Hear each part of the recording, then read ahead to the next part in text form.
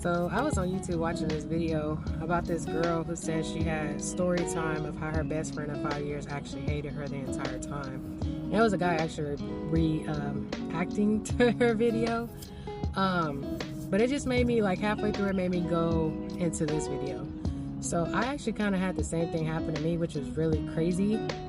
Except me and this girl particularly were friends from 2008 until this past year, 2024. It went into a situation where something happened with this guy. Of course, when I was in the sinful lifestyle, I didn't have kids or anything like that. I was running the streets, things like that. And me and this girl actually met through high school, like a charter school, and became friends and close and things like that. She's actually the first one to actually introduce me into partying and drinking and all that type of stuff. And she was younger than me, which is crazy. But that's how we met. And this guy that she really likes, he had, I know me and two of my other good friends at that time, at this certain time I'm talking about, we had went out for Halloween and stuff like that, and I ended up getting really drunk. I couldn't go home, and we always hung out at this one spot on 27th Avenue, and the guy that she liked, sister, I knew I hung around her too sometimes, because everybody, it was like a whole apartment building where everybody just knew everybody kind of thing. So I had ended up going over there, like, trying to sleep it off, because I think my friends still wanted to keep going. I was like, I can't. I'm really, drunk. So I ended up staying there, and the dude that she liked actually took advantage of me when I was drunk. And I didn't know how to, like, feel about it. I didn't consent to it or none of that, right? And it weighed on me for a lot of years. Like, when she was talking about him around me and stuff, like, it always made me feel weird inside. And it wasn't a guilty weird. It was just an awkward feeling. Like, I can't explain it. And then I got to the point where I actually told her, like, we had sex. And I didn't really realize how to tell her that, because it wasn't like a moment where I just decided to have sex with this person. He, like, took advantage of me. Like, I was literally blacking in and out of the actions. So yeah, I never went over there again, never attempted to speak to them again. And I actually seen his sister at a hospital where she was working one time, but I didn't say, nothing like that. I have nothing. You and your sisters are two different people, so I have nothing against you.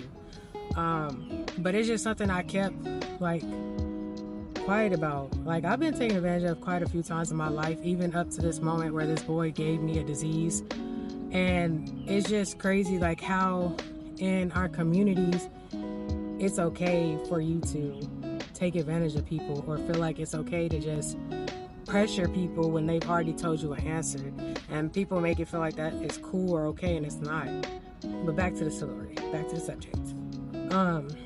So that happened. I told her about it, and thought somebody was coming up to my car, sorry.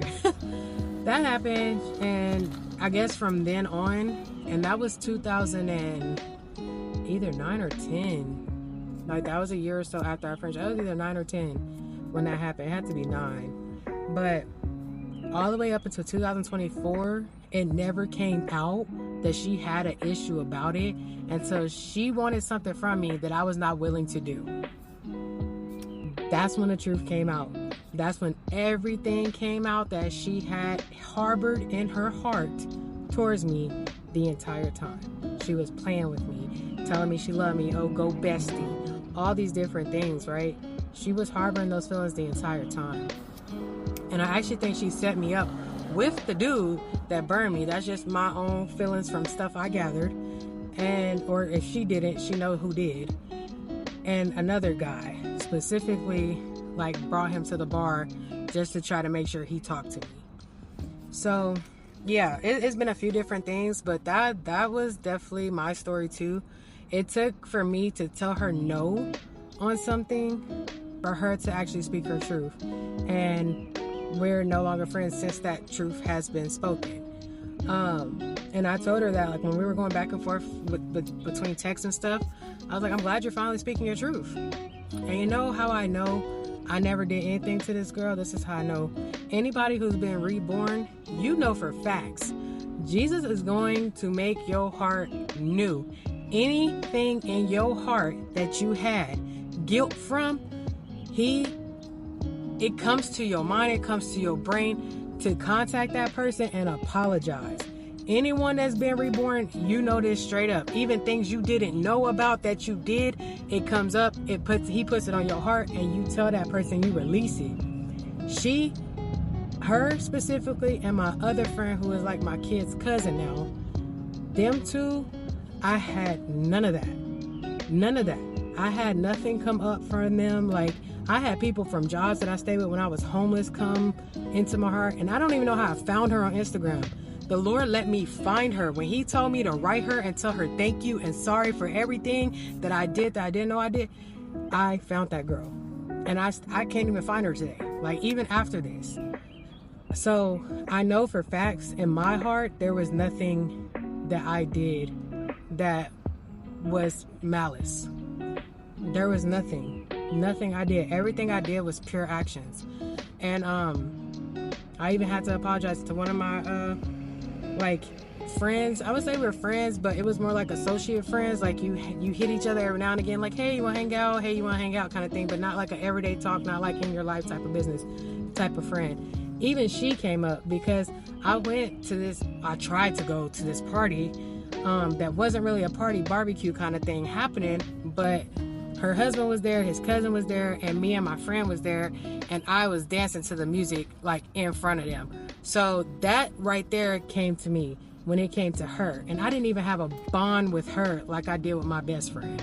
And that even came up like the worker, like my co-worker. I didn't have a bond with these people that God placed in my heart to apologize to like I did with my best friend at that time. So I know for facts, everything, all my actions were pure and not malice in any nature. So I know when things are wrong, I know when things are not right, and that's why it kind of like took me long to even tell her we had sex, because I didn't even really process it. Honestly, I didn't process what happened. It took me a while to process that and know that he actually took advantage of me. And yeah, it's sick and it's sad. But that's why I'm so protective over my kids too, because no one's gonna play on their intelligence and do that type of stuff. But yeah, so basically what happened when this boy gave me a disease is somebody that it's a guy's brother that she dated. That's one. Two, I never knew she even knew this guy or had contact with him, right? Until after he burned me, and I went around social media looking for information about him. So I found out back in like 2012, I think it was, because the year my daughter was born, she even had wrote on his page like, hey, hit me up, come to my birthday party kind of thing. So I was like, what the heck, she know him? That was another thing that was brought up in our conversation, because she wanted me to sign this paper for her to work for her son, basically vouch to the state for her. And entire time, sorry, my kid interrupted me, but basically she wanted me to sign a paper for her. I told her I didn't feel right doing that, signing that paper for her, because when it came to me looking for the guy that burned me, she had no effort for it. Oh, speaking of that, so even into that conversation, she tells me, oh, I seen him and his little sex partner he has at the bar the last time I was there a few months ago. So if you're looking for him, you can go up there. First of all, that's how I know you really don't mess with me, because why would you see him and not let me know right when you see him? And you know I'm looking for him. So that makes me know that she has something to do with it at the end of the day. But yeah, that's my story. That's my story for it, and that's how that went. So I had the same situation happen to me where a best friend was really a snake the entire time.